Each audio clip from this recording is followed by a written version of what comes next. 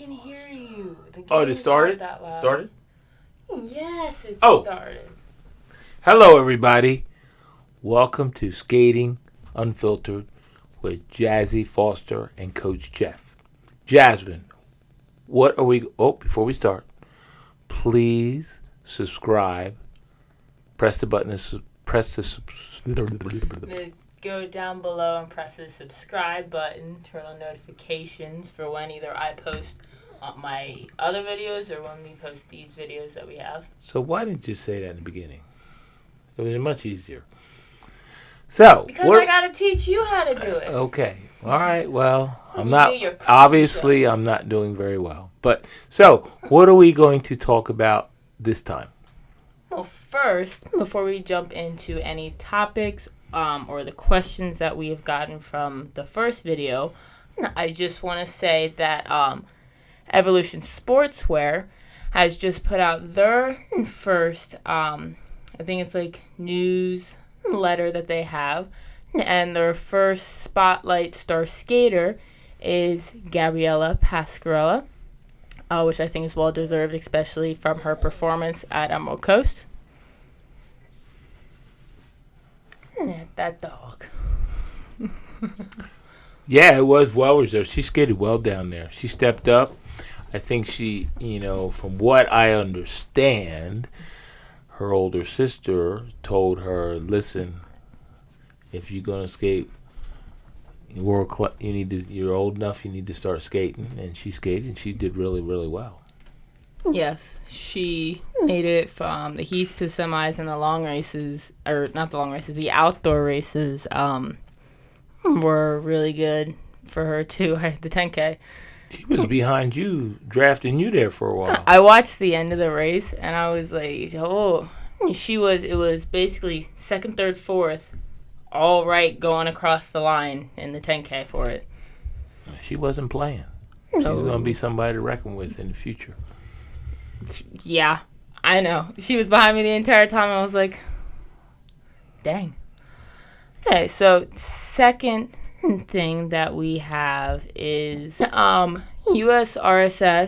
I am interning. I've been editing and cutting the videos, so you don't have to go from watching the 3-hour videos. You can go straight to the race that you're watching. As of now, up on their YouTube page, which I will link down below, is the individual age group finals.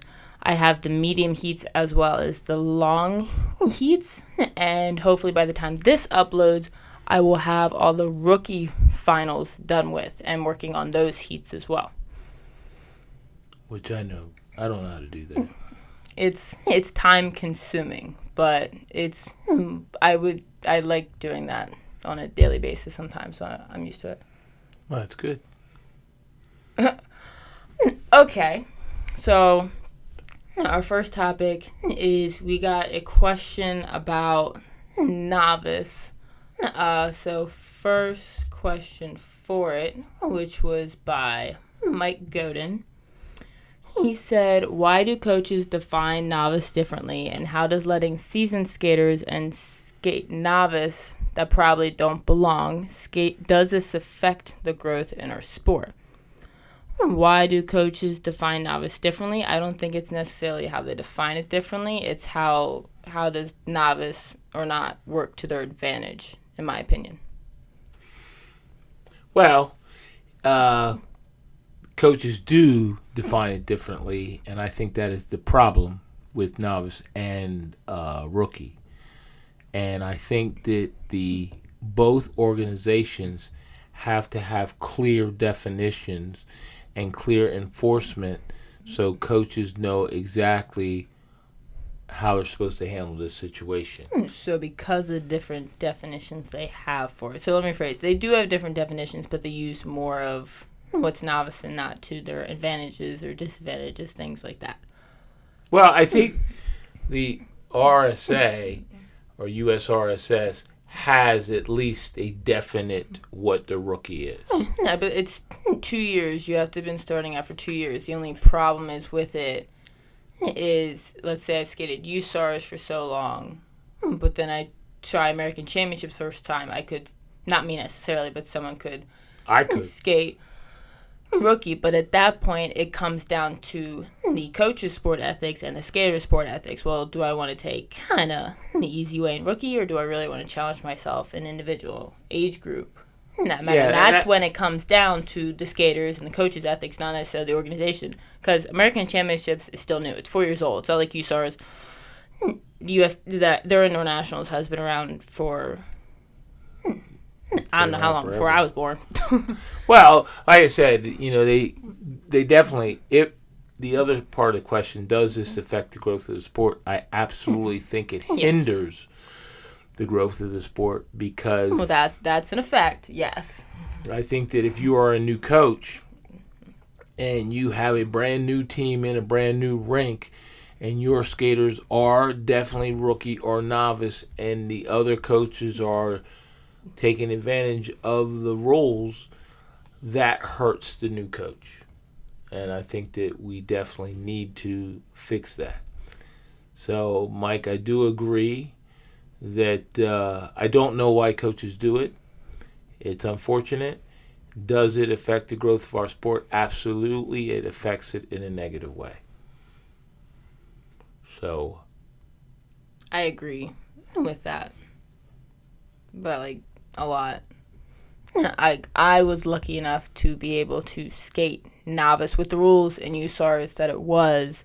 I skated novice from since I was a tiny tot until elementary. I finally, what's the word? I would say like leveled up or whatever. I think you placed in I placed. And you were out. I got second, but the rules are different with novice and international, or novice and standard. So with standard, each race you would win, you'd get a medal. Mm-hmm. But novice, it was only overall. There wasn't okay, you get a medal for each race.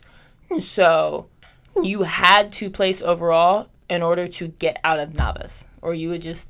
Or you could also place individual and regular division, and then you'd be out of novice that way too. Agreed. But I was lucky enough to be able to have those steps up from novice to go to standard, and I got my butt whooped my first year standard after novice freshman, and then still starting to build it up. Went from winning one heat, or not winning, but getting out of my heat. Okay, I'm in the semis. Trying to make it to the finals, and then stepping up to wanting to place in the finals. Well, I think that what our sport lacks is progression and a process. Once we develop progression and a process that everybody understands, including parents, coaches, athletes, I think the sport will start to grow again. That's just my opinion. I could be 100% wrong, and it wouldn't be the first time, but that's my opinion. My opinion is we need a process, we need progression that everybody understands in either organization. And then I think that we will grow, because everybody knows what the rules are, and it's not up to interpretation. Brian Ursu put, the problem is that skating doesn't use a categorized system that would take care of the issue. One of the other things could do is like in other sports, it's like by times in ways, but it's hard to do that. Like if you have a time trial in the beginning, but then you have to have a set time where if this person is under the time for just regular individual, let's say for USRSS individual age group, they really shouldn't be in rookie. But then you can say, well, they're only good at time trials, they're not really as good in racing. So that's Brian brings up a good point. I think we'd have to have a more in-depth discussion with Brian to find out exactly what he meant. What did you mean by that, Brian? You can comment down below. Yeah, I don't know exactly. Times. I think there is a place for times. The problem in our sport with times is all the track sizes are different. We got 90 millimeter tracks, and we got rinks that are 80 feet wide. The time would be for the standard track. So whatever that standard track is, I know, it's 100 or 110, but it'd be different for each. You can put a 100-meter track on a 75-foot wide floor. Okay, that's true. And you can put a 100-meter track on a 90 foot wide floor. So that would definitely affect the time. So I'm not opposed to having that discussion, and I think that's what we need to do.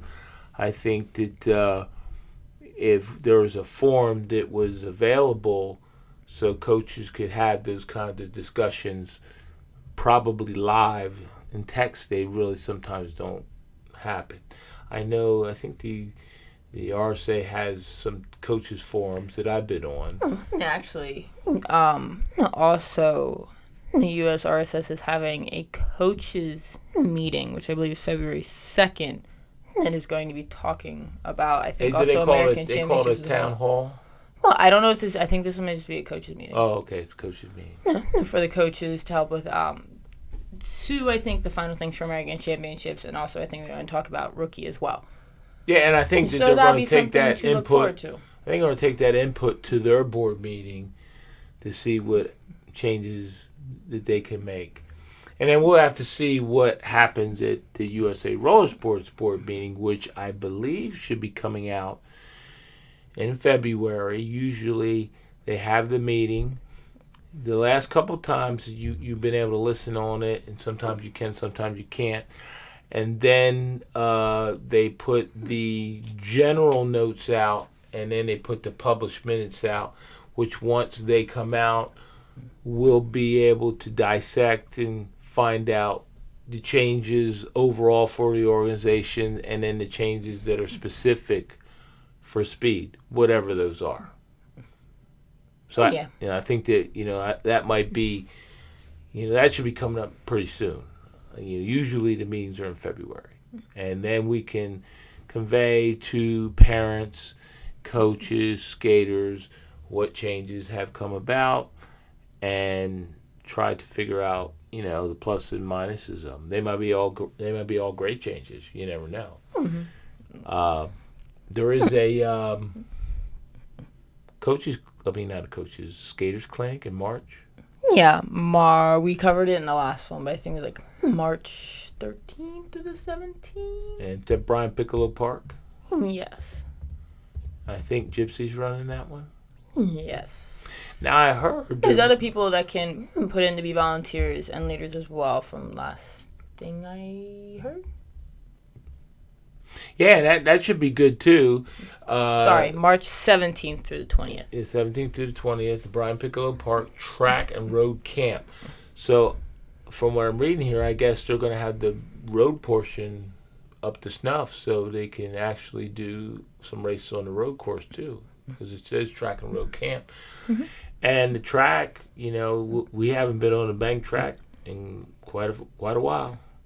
So, wait, what are you talking about? Oh, you're just saying as a collective whole. Sorry, as a country, we haven't. Yeah, sure, you were, but I'm just saying, as far as 3 months ago. 4? Now, I don't know, if we're going to have trials in Brian Piccolo Park or Colorado, or what the World Team Tryout format's going to be. Hopefully, that'll be discussed possibly in the February meeting, at least preliminary, and then we'll know so we can prepare for that later on in the year. Okay. Well, moving on to next topic. There is moving on to the next question.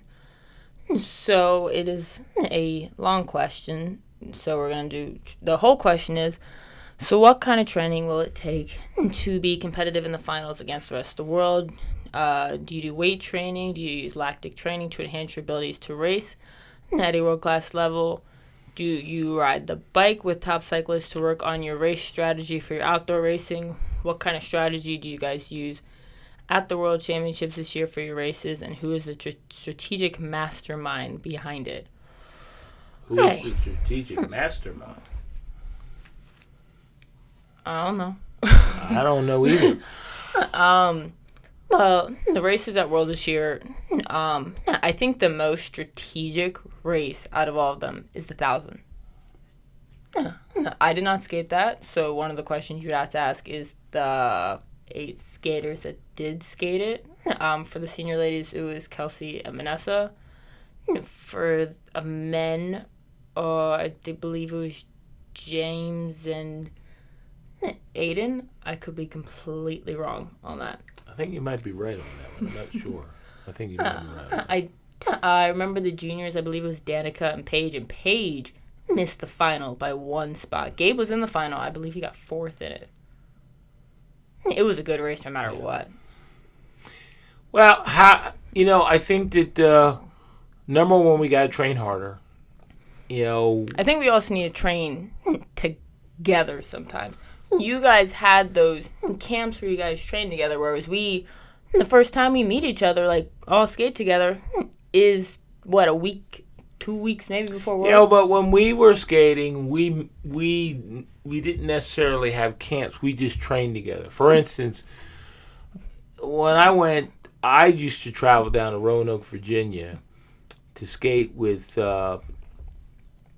Bobby Kaiser, and his brother actually was our coach. We skated at the Star Stadium, and we made a concentrated effort to train. I knew if I wanted to go to the next level, I had to get with somebody that was where I wanted to be. If you want to be successful, you hang out with successful people. And I used to go down and stay at Bobby's house. We used to practice indoor Friday night at the Star City Roanoke rink. And then Saturday morning, we got up.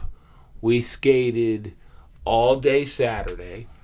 We went to church on Saturday. And then we drove all the way down to Greensboro to the High Point rink. And then we came all the way back. And then we skated Sunday outdoors. And then I would go home. I think that we train pretty hard, but I think we need to train a little harder. I think specialization would definitely help us, so people can concentrate on exactly what they want to be good at. But under our current selection process, it's very hard to specialize. Yeah. One question. You talking about specialization. What would I be? Well, I think that, you never agree with me, so. And I don't agree with you. I think that you're, probably 1,000 meter on down. However. That's what I say, but here's his however. However, you have to do well in those longer races. I was a sprinter, but I also did pretty good in some of the longer races. Now, back when we skated, you always skated on your weak points, and it seems now the training emphasis that you train your strong points. I don't know if I agree with that 100%, but that definitely is the trend that the teams and the coaches are doing. If someone's good at 100 meters and they're just phenomenal at it, okay, we just go with that because that is our best chance to place.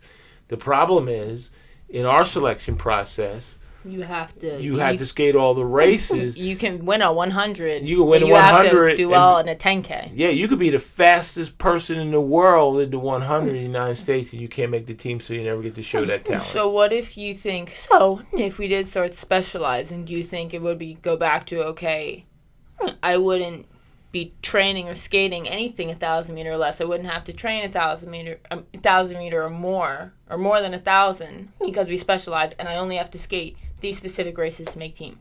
Or let's say if they had, okay, if you win this race, you're automatically in. So let's say if we went by trials last year, because I won the 200, I would not have had to skate anything else. Well, in ice, you win, you're in. You win, you're in. Like I said, that is the way it is progressing. We will have to see if that's the right way to do it. I believe that specialization is the way to go. However, as skaters, I skated Duluth twice, and first time I did really, really, really well, and but I trained for it, and it didn't hurt my 300 meter. It didn't hurt. It's not. It's more proven that for guys and girls, it's not going to hurt you as much. It's just going to hurt girls, anyways, because you guys have more of a faster twitch. That even if you switch over for a little bit, you're okay. Whereas it's okay, I switch.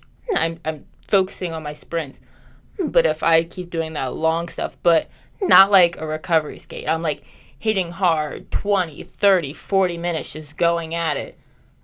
I lose that fast twitch that I have in my fibers a little bit. I would lose it quicker than guys, males. I would say that is where the science is taking us right now. I don't know if that's where we're going to end up, because what used to be considered overtraining 5 years ago is not overtraining now. Athletes are still getting faster, stronger, they're jumping higher, they're jumping further. So I don't know if we've hit that threshold yet. No, I don't think we've hit the threshold. So I think with the more we learn about how the body actually works, the more we learn about nutrition, the more we learn. I mean, like weightlifting. There was a time when weightlifting was really bad. Nobody lifted weights at all. And now you see more. Now everybody's lifting weights. They're not lifting weights like they used to lift weights. They're lifting weights that are specific, and we're developing machines that mimic skating motion. And we're doing exercises that mimic skating motion. Hey, so I don't know if we're there yet. I'm just kidding.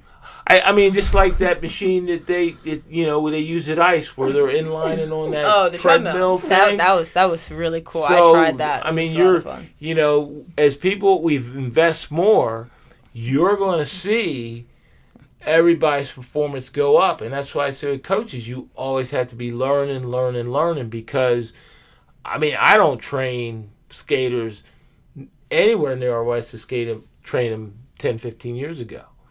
I know. 10, 15 years ago, it's weird. We just went crazy at practice. Now it's, we don't want to get hurt. We want to be specific. We don't want anybody to tear any muscles. We use all types of use things like this little thing right here. Oh, my that we never used. We never used before to stimulate deep muscle tissue. We're using nutrition, specifically time right after a race to get our energy back up for the next race. We time the nutrition actually before a race. There was time. I remember we'd sit there, last race of the day, go have a Pepsi. Last race of the day, go have a Pepsi. You're going to get that boost, and then you're going to crash. But now it's even more specific. You did that to me before my last race in Novice for elementary. It was when I already was on the podium. It was who was going to get what, basically. Mm-hmm. And it was the last race. Just drink a Dr. Pepper, because Dr. Pepper is my favorite drink because of my brother. And I was like, no, I can't drink the Dr. Pepper because I'm just going to... Sometimes soda works for me and sometimes it doesn't, and I wasn't going to, risk it. So I was like, I'll just go out and see what I don't even remember what I got in the race. It might have been fourth in the race, but all I needed, I think, was fourth or third. I think it might have been fourth, and I got second overall with it. I just know that, the book that I always tell everybody when asked, it's a book called Nutrition Timing. Jalen. And, yeah, Jalen. It was a good read, wasn't it? Nutrition Timing is an excellent book. And it details when you should eat what. You can get it on Amazon for about $7. And I'm always buying them. Every time I see it on there, I buy it. And when a skater wants to know what I need to do, I say you buy this book and you read it. I've been asked, actually, I got asked a bunch of times at Emerald Coast because they wanted me to necessarily make a video of some of the things that I eat, because they were noticing I was only eating specific things when I was racing, and one of it, it's just I was eating carbs and protein, but specific ones. It was my post-workout, and then everybody saw me running around with applesauce with my pre-workout, but that also calms my stomach down a little bit.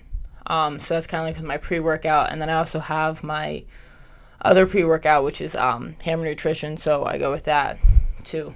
Thank you, Howard.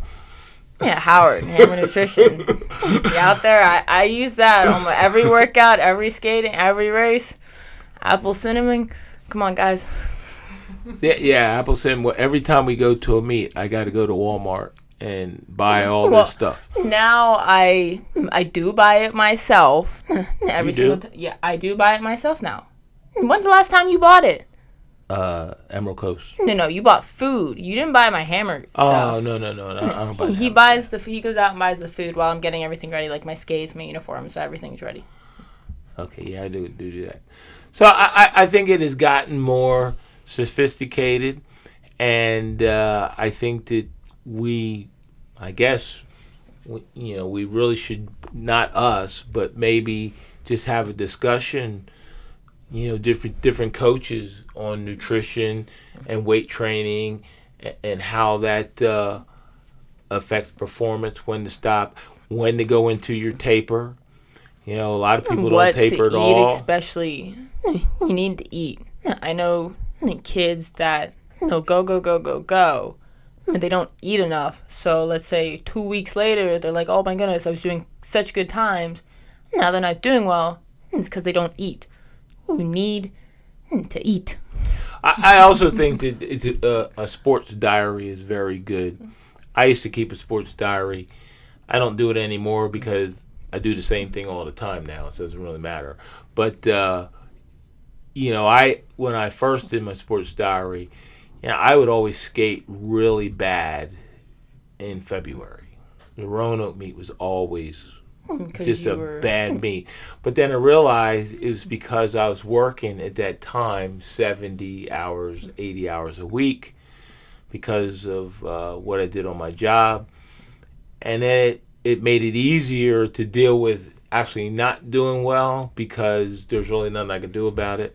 Mm-hmm. And then after it was over, I would get my rest. I would be getting my 8 hours of sleep, and then all of a sudden I just started to skate better. But I just didn't have a good meet in Roanoke, and I tried to blame it on this, and it was just life. That's just the way it is. And outdoor nationals, indoor nationals, there was no big deal. But I always had a hard time in that time of the year. Even though I felt like I was skating and I was training pretty hard, but I just didn't skate well. You're also depleting yourself and getting tired quicker. Yeah, and I was running practice, I was just all over the place. And then I just didn't worry about it. If I did really good, I didn't even know why I did good. I'd be like, oh man, that's pretty good. I know for myself, I have to get more rest, which I've been working on, because sometimes the way my brain works, it just gets active almost like 11 to midnight, and it's just like I can't fall asleep. And it's also because I'm thinking of all these other things to do, or whether it's like this or my other videos that I have, or for like my internship I have now, my brain is constantly thinking of stuff and I can't fall asleep, so I lose rest. And then another thing is I have to eat more, but I have to eat better in ways. Well, it's a learning process. And, like I said, I tell people, I got to gain 10 pounds. That's hard. Yeah, I would like to be, what did I say, 140? John wants me at 145. I just go for 140. I'll go for 140. Even if I hit 140, that's like, I need to get back up. Yeah, that's it. Yeah. But it has to be in a good way. It's not just, just put this weight on and see, like, just train. It has to be, like, not fat. It has to be muscle. Yeah, the other thing, too, I think with nutrition, when I deal with people, well, Jasmine knows, if I tell everybody to write everything down for 2 weeks. Everything you eat. Down to chewing gum, soda, and everything. When they write it down, you'll be very surprised. Wow, I didn't know I was eating that much. And I usually how they were eating necessarily. Yeah, and I usually just say, well, you know what? I'm not going to tell you to cut all this out, but if you're drinking 6 Monster drinks every 2 days, why don't we just try to cut that in half? See how that works. Or if you're and I learned that from when I was in bodybuilding for a while. You you got to be pretty strict, but you don't have to be crazy strict. You just have to.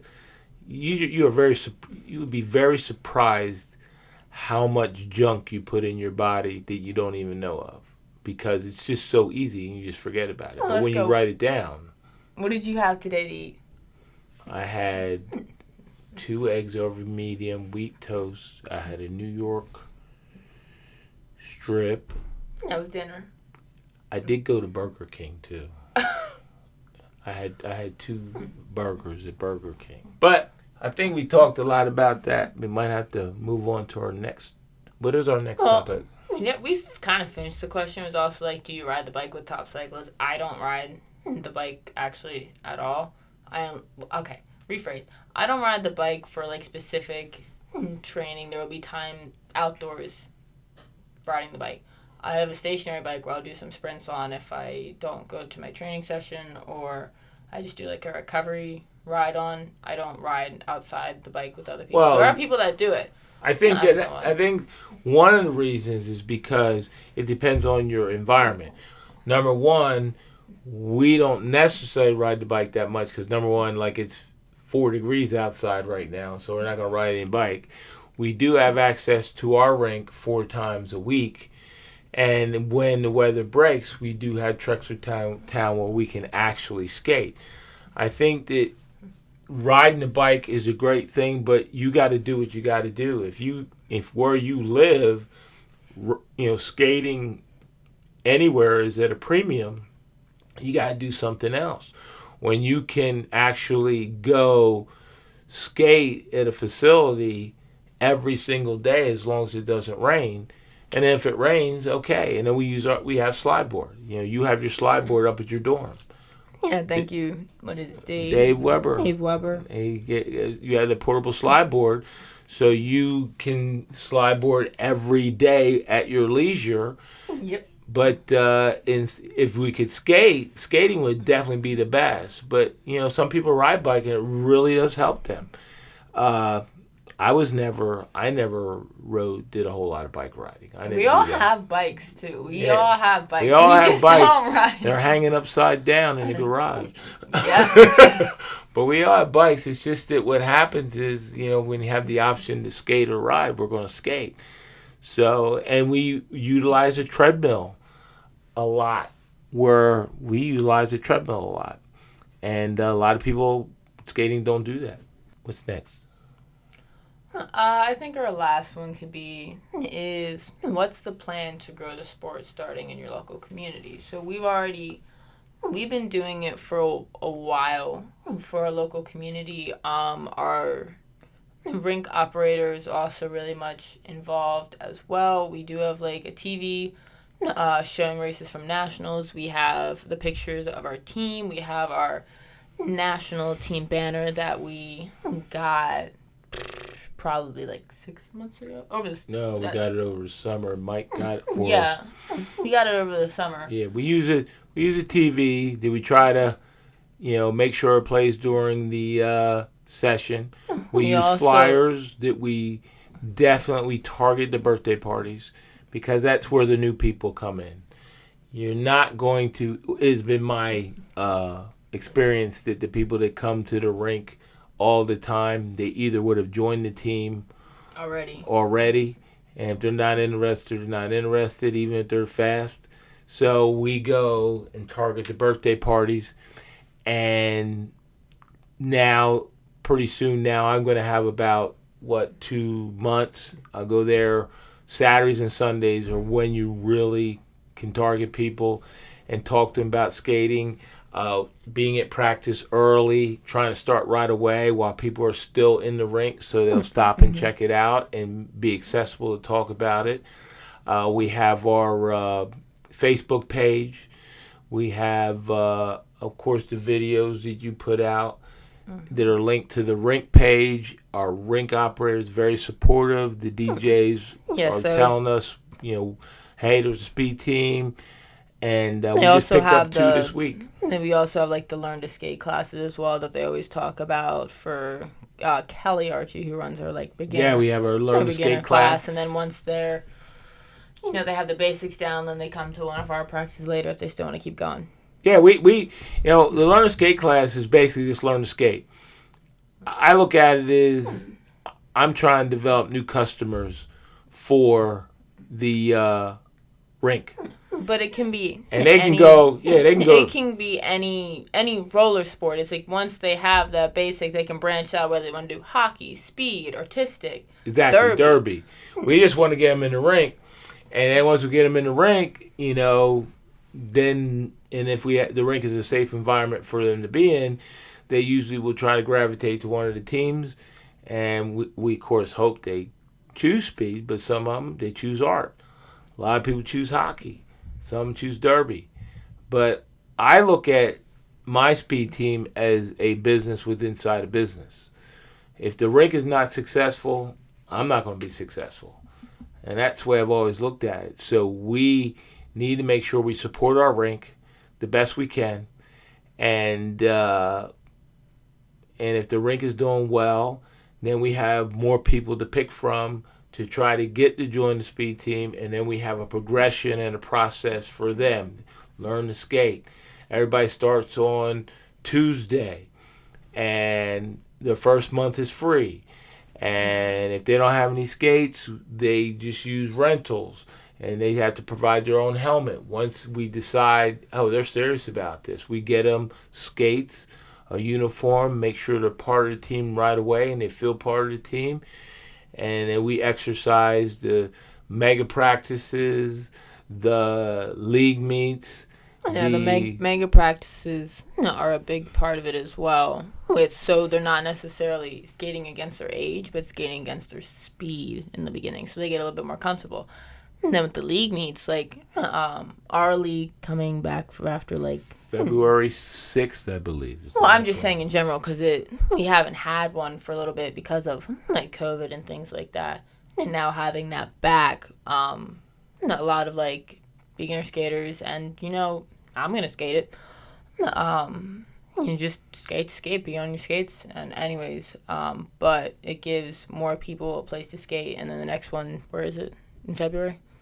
Well, there's a meet in Roanoke in February. And then there's a meet in Tampa in February that we know of. I mean, I'm sure there are other meets. But we have a league meet coming up, don't we? League meet February 6th, and then there's an invitation, I believe, in Roanoke, and I believe there's one in Tampa, and I'm sure there's some other ones around, and then the next one, then there's one in Orlando. Yeah, send us the dates, and we can talk about them on here as well. Orlando is or just post them in the comments. Yeah, or post them in the comments as well. Orlando and Land of Lincoln are both Easter weekend, which is my birthday, too. Oh, I'll be skating on my birthday, yes. How old you going to be? Guess. 22. Correct. 22 years old. Yeah, I can't believe it myself half the time. So, like I said, I think that, if you have a process and there's progress, on our team, you can skate at any level. You can skate at the very, very beginner level. You can skate at the international level. You can skate at the national level. You can skate at the regional level. And it does take a lot of work. We're skating. We're getting a little break now because it's cold out. Can't skate outside. But when it gets warm out, we skate, every day except for Friday. Once it gets warm out, it's going to be sleep, eat, skate, work out, strength training, go to school, sleep. There's not going to be, but there's not going to be anything else in between that during time. There isn't. I think April's really going to be with it. But going back to posting about earlier, about the league meets and stuff, Inline Talk, also a really good place to see where most you can see where all the meets are. I think they posted, again, about American Championships that are in June.